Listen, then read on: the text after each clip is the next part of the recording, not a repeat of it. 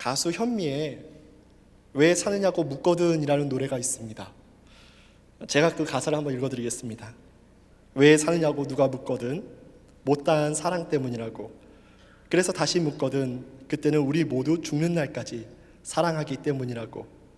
오랜 잎새처럼 윤기나는 그런 사랑을, 불타는 태양처럼 뜨거운 그런 사랑을, 왜 사느냐고 묻거든 나는 당신을 사랑하고 있다고 그렇게 대답을 하겠어요. 우리가 왜 사느냐는 질문은 참 원초적인 질문이기도 하고 인간사에 참 오래된 질문이기도 합니다. 이 질문을 사도 바울에게 했다면 바울은 지체 없이 복음 때문이라고 대답을 했을 것 같습니다. 빌립보서 1장 20절과 21절 말씀을 보면 바울이 이렇게 고백을 합니다. 우리 함께 읽어보도록 하겠습니다.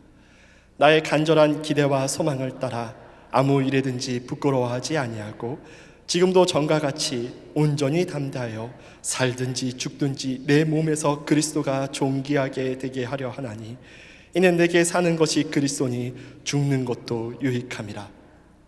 바울은 복음, 즉 예수 그리스도 때문에 사는 삶을 살았습니다.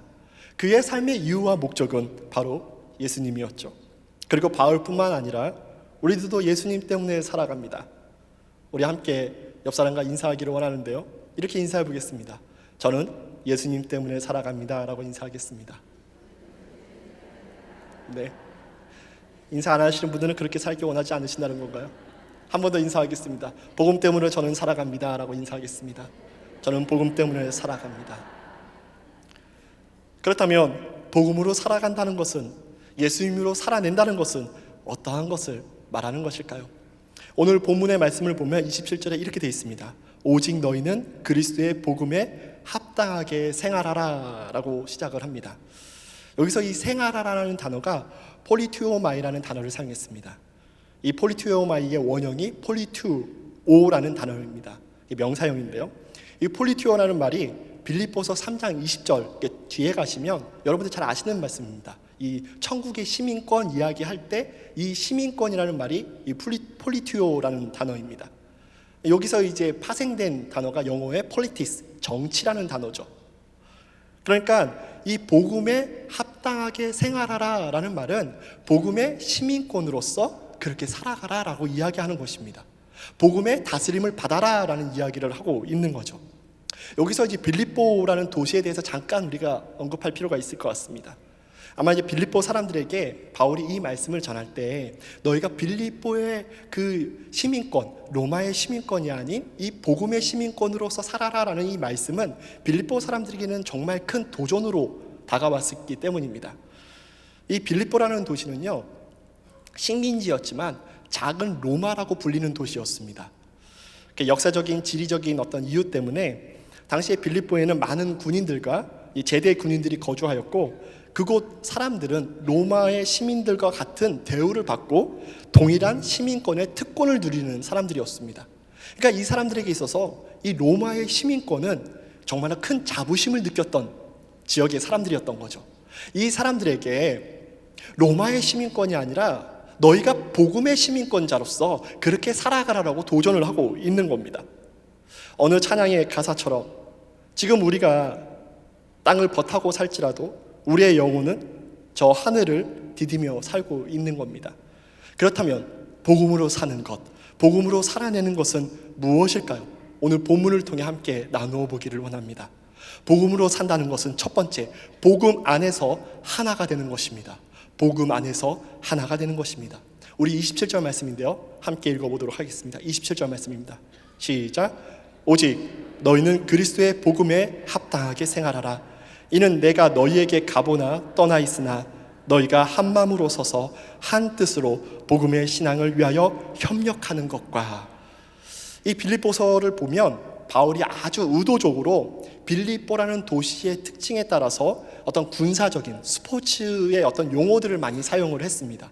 여기서 한 마음으로 서서라고 할 때 이 서서라는 그 말도 동일하게 바울은 당시에 어떠한 그 단어, 군사적인 용어로 사용을 했던 단어를 이제 사용을 합니다. 이 빌립보라는 도시의 이름은 원래는 이제 알렉산더의 아버지였던 빌립비 왕의 이름을 따서 지어졌던 도시입니다. 이래 빌립 왕의 그 유명한 전술이 있는데 뭐냐면 밀집 장창 대전법이라는 거 합니다. 발음도 하기 힘든데요. 밀집 장창 대전법. 이게 뭐냐면 군사들을 이렇게 밀집시켜 놓고 한 손에는 방패를 들고 한 손에는 그 창을 들게 만드는 거예요. 긴 창을. 그리고 군인들이 똘똘 뭉쳐서 거북이처럼 이 방패로 막고 긴 창으로 들고 전진하는 거예요. 이 유명한 전술 때문에 많은 승리를 가져오게 됩니다. 그런데 이 전술의 특징이 뭐냐면 군인들이 같은 이 전술을 쓰는 사람들이 한 마음이 되어야 된다는 거예요. 여기서 한 사람이라도 도망을 가거나 여기에서 방어하는 게 무너져 버리면 이 전술이 그냥 무너져 버리고 승리를 가져올 수 없다는 것입니다. 그러니까 이 전술의 포인트는 한 몸처럼 유기적으로 하나가 되어야 승리를 거두게 된다는 것에 있어요. 그러니까 이 서서라는 단어는 그냥 서 있는 것이 아니라 똘똘 뭉쳐서 한 몸처럼 서 있어야 된다고 이야기하는 겁니다. 또한 여기서 협력하다라는 그 말씀 가운데 이 협력이라는 단어조차도 함께라는 전치사와 경주하다라는 합성어입니다. 이 동사가 결합되어 있는 단어입니다. 그러니까 함께 경주하다라는 뜻을 갖고 있는 건데요. 사도 바울 당시에 이 한 경기 중에 이 스포츠가 유행을 했는데 4명에서 5명인 사람들이 어떠한 목표 지점에 도착을 먼저 하면 승리를 가져오는 경기가 있었다고 합니다. 그래서 아마 이제 레슬링, 단체 레슬링 같은 경기였는데 중요한 게 뭐냐면 한 사람만 잘해서는 안 돼요. 4명, 5명이 참석하는 모든 그 선수들이 같이 그 땅을 밟아야 승리를 가져오는 경기였습니다. 그러니까 하나가 되어야 되는 거죠. 한 몸이 되어야 되는 겁니다. 어제 축구를 보신 분이 계실지 모르겠습니다. 엄청난 혈투 끝에 한국이 16강전에서 승리를 했습니다. 축구 또한 마찬가지죠.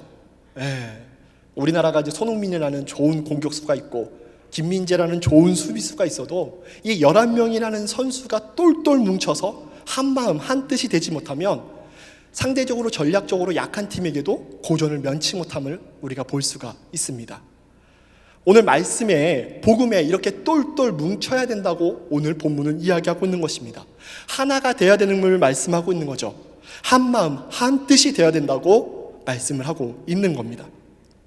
바울은 이러한 복음 안에서 하나됨을 이 빌립보 교회를 통해서 경험을 했습니다. 빌립보 교회는 바울과 동역했죠. 한 마음으로 복음 안에서 그와 함께 동역했습니다. 그의 사역을 협력을 했습니다. 빌립보서 1장 7절 말씀에 이렇게 기록되어 있는데요. 제가 읽어드리겠습니다.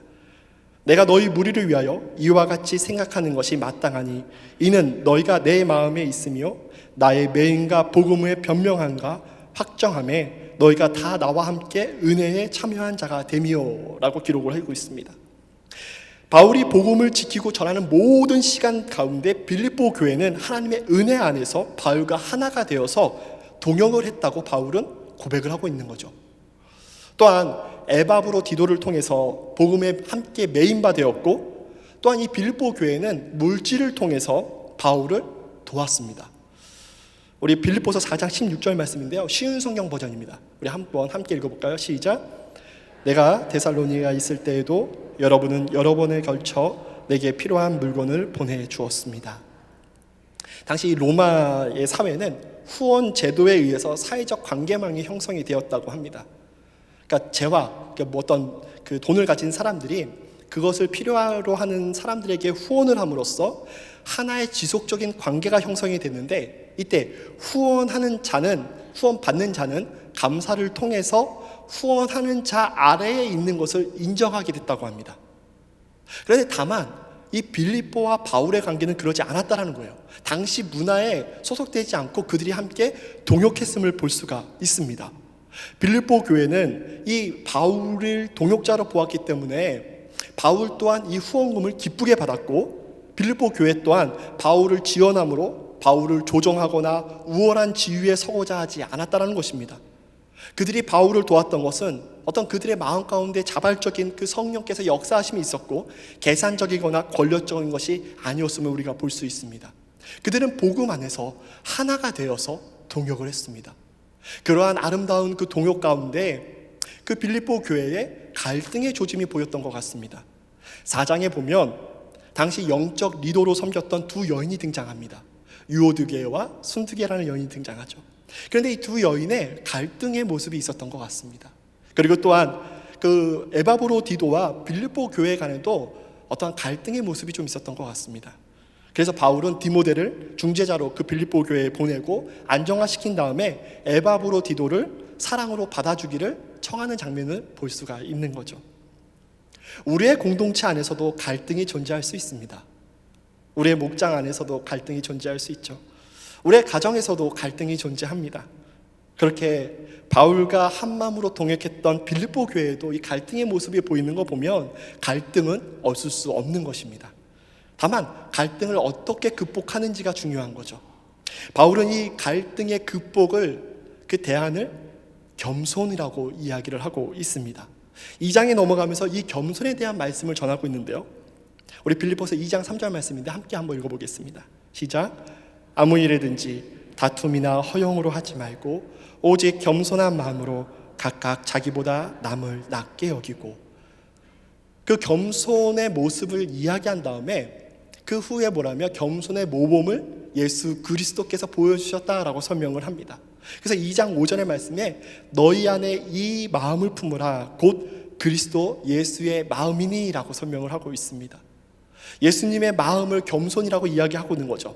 이 겸손함으로 이 바울과 또한 함께 동역했던, 한 마음으로 동역했던 두 사람을 이제 빌립보 교회에 소개를 하는데, 그것이 디모데와 에바브로디도라는 사람이 등장을 하는 겁니다. 그렇게 2장은 진행이 되는 거예요. 또한 유오드계와 순두계의 이 갈등의 모습을 보면서 바울은 주 안에서 같은 마음을 품으라 라고 이야기를 합니다. 여기서 이 마음이라는 것, 예수 그리스도의 마음이라는 것은 더 큰 뜻을, 더 큰 소망을, 더 큰 어떤 풍요로움을 말하는 게 아니라 바로 이 겸손함을 이야기하는 것입니다. 사랑하는 성도 여러분, 복음으로 살아낸다는 것은 겸손히 복음의 하나가 되어 동역하는 것을 말씀하고 있습니다. 마귀는요, 참소하는 자입니다. 그는 비방하는 자죠. 그의 역할이 참소하고 비방해서 이간질하는 것입니다. 우리를 나누게 하는 것이 그 마귀가 하는 짓입니다. 그래서 우리는 어떠한 정치적 성향으로 나누어져서는 절대로 안 됩니다. 개인적인 성향으로 나누어져서도 안 됩니다. 빈부의 격차로 우리가 나누어져서도 안 됩니다. 가방끈의 길이로 우리가 나누어져서는 안 됩니다. 요즘 뭐 MBTI 이런 거 유행을 하는데요, 가끔 이제 물어보시는 분이 계세요. 목사님 MBTI가 뭐예요? 라고 물어보시는데 저는 그런 거 기억을 잘 하지 못합니다. MBTI 뭐 그런 어떤 성향 자체가 어떤 우리의 공동체 가운데 우리가 하나 되고 다른 누군가를 이해하는 데 도움이 된다면 좋지만, 때로는 그거에 너무 집중해서 우리를 서로 갈라놓게 한다면 우리가 MBTI를 너무 집중할 필요가 없습니다. 너무 사용할 필요가 없어요. 그것으로 서로가 나누어진다면 도리어 공동체 가운데 더 우리에게 손해가 다가오는 거죠. 예수 안에 네 편, 내 편이 어디 있겠습니까? 어느 그 요즘 개봉한 서울의 봄이라는 영화 가운데 그 내용이 나오죠. 복음 안에는 네 편, 내 편이 없습니다. 예수 안에 높고 낮음이 어디 있겠습니까? 우리가 어디에 집중해야 됩니까? 바로 복음입니다. 이 복음에 우리는 하나가 되어야 합니다. 이 복음에 우리의 마음과 뜻을 합쳐서 함께 나아가야 되는 것이, 그것이 복음 안에서 살아내는 것을 이야기하고 있습니다. 복음 안에서 우리는 함께 동역해야 합니다. 혼자 신앙생활하면 가끔 착각을 합니다. 내가 꽤 괜찮은 사람이라고. 혼자 신앙생활하면서 성숙할 수 있다라는 착각을 합니다. 저희 지구의 어느 마을장님이 원래 이제 모태신앙이셨는데 10년 동안 그냥 교회를 그냥 출석만 하셨대요. 그리고 10년 뒤에 깨달은 바가 있으셨다고 저한테 고백하셨습니다. 10년 동안 지구촌교회를 그냥 출석을 하면서 봤더니 인사할 사람이 한 명도 없다라는 거예요. 인사할 목사님이 한 명도 없다라는 겁니다. 외로우셨대요. 그리고 이제 목장교회 오시고 이제 섬기기 시작하면서 지금은 마을장으로 잘 또 섬기고 계십니다. 예배소서 2장 19절은 이렇게 기록되어 있습니다. 제가 읽어드리겠습니다. 머리를 붙들지 아니하는지라 온몸이 머리로 말미암아 마디와 힘줄로 공급함을 받고 연합하여 하나님이 자라게 하심으로 자라느니라. 우리가 연합할 때, 우리가 복음 안에서 하나가 될 때 하나님이 바라시는 모습으로 자라갈 수 있음을 이야기하고 있는 것입니다. 모든 성도가 한 마음과 한 뜻으로 똘똘 뭉쳐 복음에 집중하는 것, 그것이 복음으로 살아내는 것입니다. 두 번째, 복음으로 살아낸다는 것은 바로 복음으로 담대하라는 것입니다. 복음으로 담대하라. 우리 28절 말씀인데요, 우리 함께 한 목소리로 한번 읽어보겠습니다. 시작. 무슨 일에든지 대적하는 자들 때문에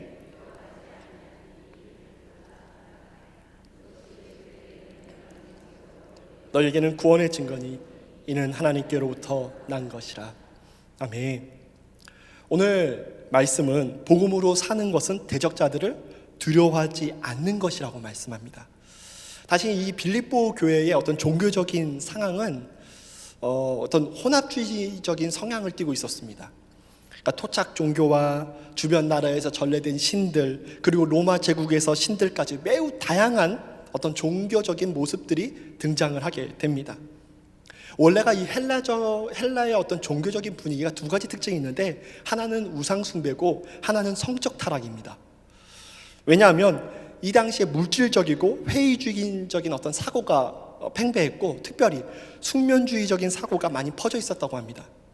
이 사고 때문에 사람들은 더욱 절망 가운데 몰아넣고, 이 사람들이 신들에게 도움을 얻고자 우상 숭배가 성행했습니다. 그리고 숙명론에 빠져서 도덕적으로 무책임하게 살게 되면서 성적으로는 타락하게 됐던 것이죠. 빌립보 교회만 그렇겠습니까? 우리가 지금 살아가는 우리의 사회는 어떻습니까? 우상 숭배와 성적 타락, 어떻게 보면 닮아가는 부분들이 있지 않겠습니까? 이러한 장면을 사도행전 16장에 보면 우리가 좀 더 자세히 엿볼 수 있습니다. 바울이 이 점치는 귀신 들린 여종을 치료하는 사건이 등장합니다. 이 배경이 빌립보였어요. 이 재미있는 것은 뭐냐면, 예수님 때와 마찬가지로 귀신 들린 이 여인이 바울과 일행들을 다른 사람들은 다 보지 못하는데 제대로 보았다라는 거예요. 정말 귀신같이 알아보았습니다. 성경에 이렇게 기록되어 있어요. 그가 바울과 우리를 따라와 소리질러 이르되, 이 귀신 들린 여자가 쫓아와서 이 사람들은 지극히 높은 하나님의 종으로서 구원의 길을 너희에게 전하는 자라 하며, 점치는 귀신 들린 이 여종이 바울의 일행들을 정확히 알아봤다는 거죠. 그런데 당시에 영적으로 무지했고 어두웠던 이 사람들은 도리어 이 점치는 여종의 주인은 자신의 이익에 손해를 봤다고 해서 바울의 일행들을 고소하고 감옥에 갇히는 사건이 등장함을 우리는 알 수 있습니다. 이처럼 당시에는 종교적으로 혼탁하고 어두웠던 상황이었죠. 빌립보 본문으로 돌아오면 바울은 이 빌립보 교회의 어떤 대적자들에 대한 모습을 어떻게 표현하냐면 3장 2절 말씀에 이렇게 기록하고 있습니다. 우리 한번 읽어보겠습니다. 3장 2절 말씀입니다. 함께 읽겠습니다. 시작. 개들을 삼가고 해악한 자들을 삼가고 몸을 상해하는 일을 삼가라. 당시에 그런 종교적인 어두운 가운데 있을 때 이 교회에서도 이런 어떤 대적자들의 모습이 등장했음을 알 수가 있습니다. 아마 당시에 어떤 이제 소속된 교회 없이 이 교회 저 교회를 이제 바울의 표현처럼 개들처럼 돌아다니면서 거짓 복음을 말하고 돈을 뜯어내는 사람들이 있었다고 합니다. 그리고 그 돈만 뜯어내는 것이 아니라 그 사람들이 부녀자들을 희롱해서 윤리적인 문제를 또한 교회 가운데 발생을 시켰다는 것을 우리가 알 수가 있습니다. 대적자들이 정확히 어떠한 사람들인지 바울의 표현은 없지만 당시 빌립보 교회 안에 이 대적자들의 공격으로 인해서 상당한 혼란에 빠져 있는 것을 알 수가 있습니다. 그런데 바울은 이 대적자들 앞에서 두려워하지 말라라고 말씀합니다. 담대하라라고 이야기합니다. 여기 두려워하지 말라는 자체가 이 신약에서 여기에만 사용됐던 독특한 단어입니다. 이 말이 뭐냐면 그 말들, 그러니까 우리 타는 말들이 우르르 도망치는 것을 의미하는 단어였습니다. 어떤 예상치 못한 장애물 때문에 매우 놀라고 허둥대면서 뒤로 물러나간 겁먹은 상태를 이야기하는 단어를 사용했습니다.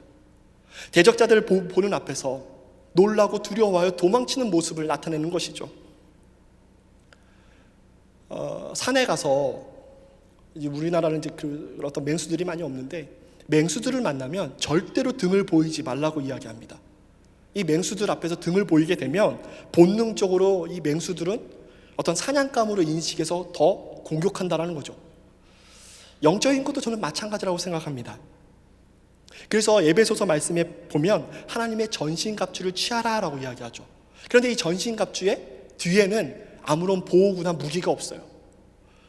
그러니까 후퇴는 없는 거예요. 등을 보여서는 안 되는 겁니다. 대적자들 앞에서 등을 보여서는 안 돼요. 저희의 공동체는 이 연초에 30주년을 맞아서 복음 위에 온전히 서라라는 주제로 2단 특강을 진행했습니다. 바울의 시대에도 대적자들이 존재했지만 우리의 세대에도 대적자들이 존재합니다. 우리는 그들을 주의하고 경계할 필요는 있지만 또한 너무 과도하게 두려워할 필요가 없습니다. 우리가 말씀에 굳건한 반석 위에 서 있다면 우리가 그들을 두려워하는 것이 아니라 그들이 우리를 두려워해야 되는 것이죠. 우리가 그들을 두려워한다는 것은 우리가 반석에 세운 집과 같은 그 복음 위에 우리가 뿌리를 내렸는지 우리의 상태를 살펴볼 필요가 있다는 것입니다. 성경은 또한 그 대적자들로 인하여서 고난이 올 수도 있다고 오늘 말씀은 전하고 있습니다. 우리 29절 말씀인데요, 함께 한번 읽어보겠습니다. 시작. 그리스도를 위하여 너희에게 은혜를 주신 것은 다만 그를 믿을 뿐만 아니라 또한 그를 위하여 고난도 받게 하려 하심이라. 바울은 복음을 전하면서 수많은 고난을 당했습니다. 특별히 이 빌립보 교회에서도 귀신 들린 점을 치는 그 여종을 고치고 복음을 전한다는 이유로 감옥에 갇혔었죠. 그리고 지금 또한 이 빌립보서를 작성하는 로마에서도 복음을 전한다는 이유로 그가 로마의 감옥에 갇혀 있는 것을 우리는 알 수 있습니다. 그런데 바울은 이러한 고난이 은혜라고 이야기합니다. 값없이 주시는 하나님의 선물, 그것이 바울이 그리스도를 믿었을 뿐만 아니라 또한 고난을 받을 때도 그것이 은혜라고 이야기하고 있습니다. 믿음도 선물이지만 고난도 선물이라고 바울은 고백하고 있는 거죠. 우리는 때로는 산타크로스의 할아버지가 주신 갑작스러운 좋은 선물만 은혜라고 생각하는 경우가 있습니다. 그런데 내가 생각하는 그 은혜 때문에 다른 누군가에게 상처와 아픔을 주고 있다면 그것이 정말 은혜인지를 우리는 뒤돌아볼 필요가 있습니다. 내가 은혜라고 생각하는 것 때문에 하나님의 공의와 하나님의 정의가 가려진다면 그것이 진짜 은혜인지 우리는 분별할 필요가 있습니다. 성도는 우리에게 일어나는 일들을 세상의 기준으로 평가하는 것을 잠시는 멈추고 하나님의 관점으로, 하나님의 기준으로 생각해 볼 필요가 있습니다. 예수님 때문에 받는 고난이라고 한다면 성경은 그것도 은혜라고 이야기합니다. 예수님 때문에 참고, 예수님 때문에 인내하고, 예수님 때문에 헌신하고, 예수님 때문에 땀 흘리고, 그 모든 것이 성경은 은혜라고 이야기합니다. 저희 지구에 한 목자님께서 이제 개척 목자로 헌신을 하셨습니다. 1년 전에 그 개척 목자로 헌신하는 이제 기존에 섬겼던 목자님께서 그 개척 목자를 꼭 안아주시면서 귀에다가 이런 얘기를 해주셨다고 합니다. 저는 뭐 이렇게 되게 좋은 이야기를 해주실 줄 알았어요. 그런데 이런 얘기를 해주셨대요. 힘들 거야. 외로울 거야. 그 개척하는 그 목자님이 처음에는 그것이 무슨 이야기인지를 이해를 못하셨대요. 그런데 1년 동안 목자로 섬기면서 그것이 무엇인지를 조금은 이해가 된다라고 고백을 해주셨습니다. 영혼들을 섬기면서 찾아오는 어려움이 있다라는 거예요. 때로는 인내해야 될 때가 있고, 때로는 가진도친 그 말로 내 상처를 받아내야 될 때도 있다라는 것입니다. 그런데 그 영혼들을 섬기면서 나를 품어주시고 나를 참아주시고 사랑해 주셨던 그 예수님이 조금은 이해가 된다라는 거예요. 그러면서 그분께서 그런 고백을 하시더라고요. 그것이 은혜입니다. 목사님, 그것이 은혜입니다. 예수님 때문에 받는 고난이라면 우리는 두려워할 필요가 없습니다. 그것은 예수님의 선물을 받는 귀한 시간으로 우리에게 다가오기 때문입니다. 그러니 사랑하는 성도 여러분, 대적 앞에서 담대하십시오. 고난 앞에서 담대하십시오. 그것이 복음으로 사는 삶입니다. 결론입니다. 서두에서 말씀드린 이 가수 현미는 지난 2023년 4월 4일 갑작스럽게 별세하셨습니다. 그런데 그분이 권사님이셨더라고요. 하늘나라 가시기 전 2021년 8월 31일 날 CTS 내가 매일 기쁘게 나오셔서 간증을 나누어 주셨습니다. 여러 해 삶의 고난이 있으셨더라고요. 그 고난 가운데 예수님을 만나고 예수 그리스도인이 되셨습니다. 그리고 복음의 삶을 살기 시작하셨습니다. 그리고 그 방송에서도 몇 번이고 이렇게 고백하셨어요. 기독교 방송에서 초대를 해주시면 언제든 봉사하는 마음으로 나오겠다라고 이야기를 하셨습니다. 고령의 나이에도 방송을 진행하면서 담대하게 그리고 감사하게 찬양을 올려드리더라고요. 복음의 사역에 한마음으로 동역하시는 권사님의 모습을 볼 수 있었습니다. 또한 주님이 함께 하시기에 늘 당당하다라고 고백하시는 우리 권사님의 고백을 볼 수 있었습니다. 저희 공동체 안에서도요, 이 죽음 앞에서 담대하게 복음을 전한 한 장로님을 소개하고 말씀을 마치려고 합니다. 제가 아시는 권사님의 남편분께서 마지막 수술장에 들어가는 장로님께 이런 질문을 드렸다고 합니다. 그 남편분은 아직 예수님을 구주로 영접하진 않으셨던 것 같아요. 그분이 수술장, 마지막 큰 수술을 앞둔 그 장로님이 수술장에 들어가는 그 앞에서 이렇게 물어봤답니다. 형님, 두렵지 않으세요? 그러자 장로님이 이렇게 대답하셨습니다. 나는 두렵지 않아. 나는 수술이 잘못돼도 천국에 갈 거야. 그런데 자네도 그 천국에서 만났으면 좋겠어. 예수님 꼭 믿어. 그 말을 듣고서 집에 돌아와서 어떻게 저렇게 큰 수술 앞에서 그리고 죽음 앞에서 담대할 수 있을까 고민을 하셨다고 합니다.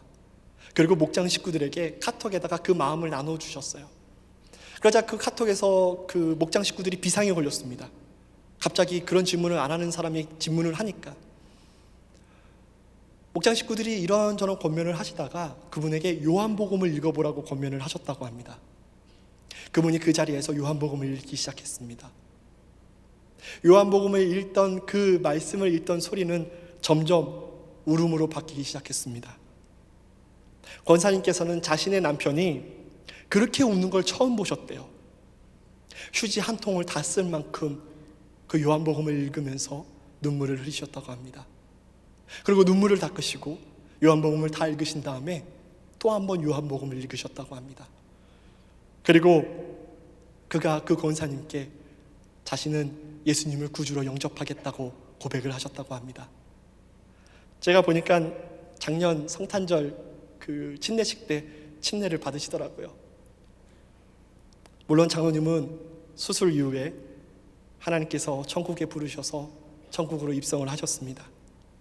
그러나 복음으로 살아내는 그 삶의 모습 때문에 하나의 복음이 그 영혼 가운데 심겨졌고 또한 열매를 맺었습니다. 사랑하는 성도 여러분, 우리는 예수님을 위해 사는 사람들입니다. 그렇다면 여러분들은 예수님을 위해 어떻게 살고 계십니까? 복음으로 살아내고 계십니까?